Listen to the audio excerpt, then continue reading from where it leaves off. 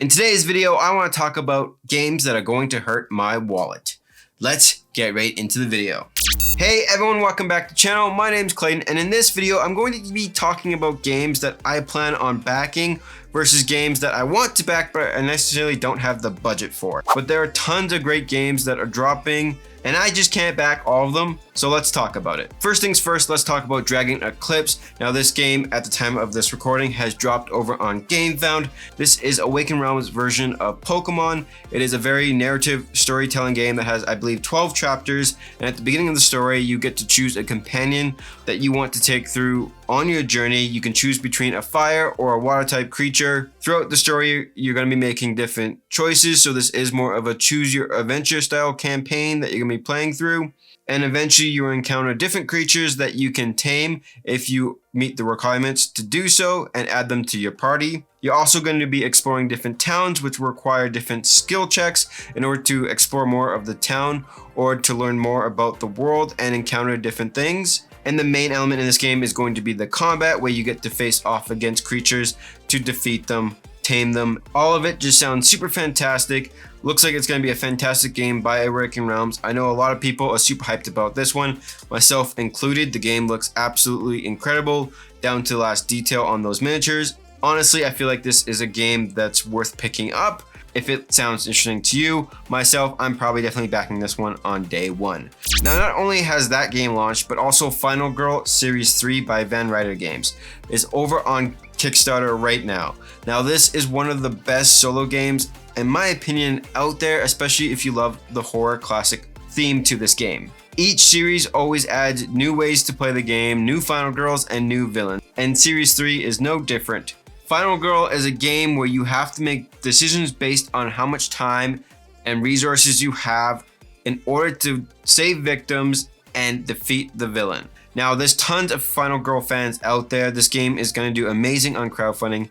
Honestly, you can't go wrong if you're a solo player backing the series. Plus, if you enjoyed the other games in the series, then this one is a no-brainer. Now, for myself, I don't have the budget to back both Dragon Eclipse and Final Girl Series 3, so I'm just going to stick to Dragon Eclipse. It is also a solo game as well, so I feel like that will fulfill my needs. Speaking about budget and coming down the line, Dice Throne Xmen is coming soon, and they have now released 4 characters that are going to be included in the game: Wolverine, Psylocke, Iceman, and Storm, which I'm absolutely okay with. I definitely hope they do reveal Deadpool. I think he'd be fantastic for the Dice Throne universe, but I'm more interested to learn more about the Dice Throne mission game that they have coming out too, which is more of a cooperative game experience that's different than Dice Throne Adventures.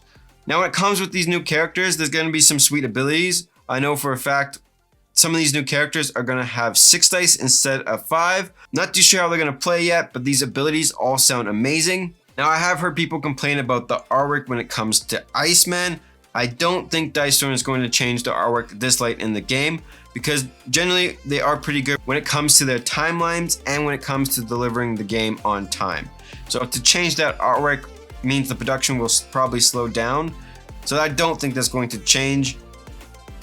But hey, there are plenty of other characters to choose from, and I can't wait to see what more gets unlocked from this game. Let me know your favorite X-Men characters in the comment section down below, and let's see if any of them get revealed in the next coming weeks. So for me personally, I have to wait to see a little bit more before deciding to back this one, but it's probably a yes over a no, because I want to get that Kickstarter exclusive price.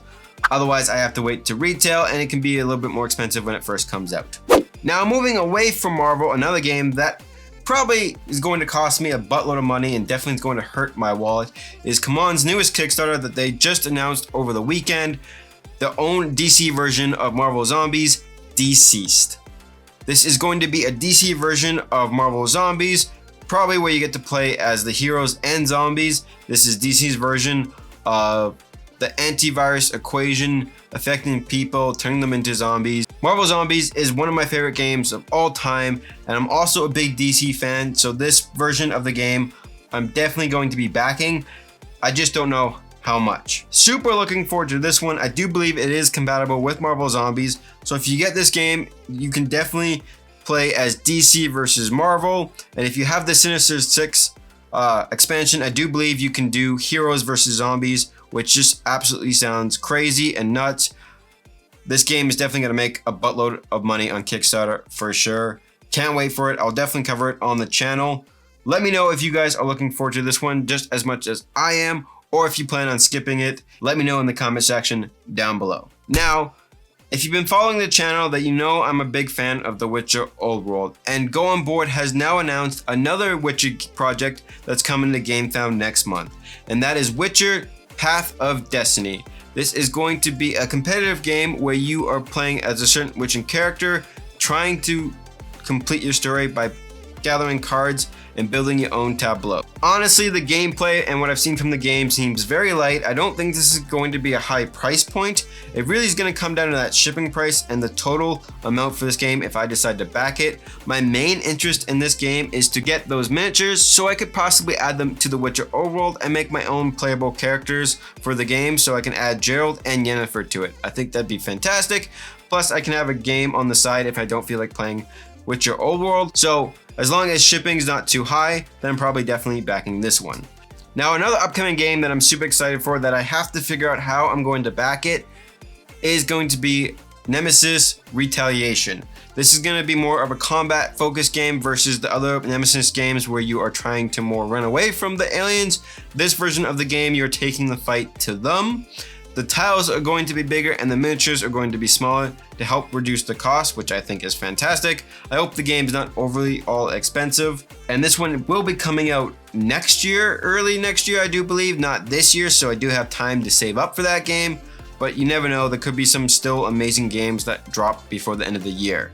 Those are the games that I'm looking forward and I'm going to be backing in the near future. Let me know what games you guys are excited for in the comment section down below. And let me know how many games you guys back a year, because I'm very interested to know, am I the only one that doesn't back all these crazy games?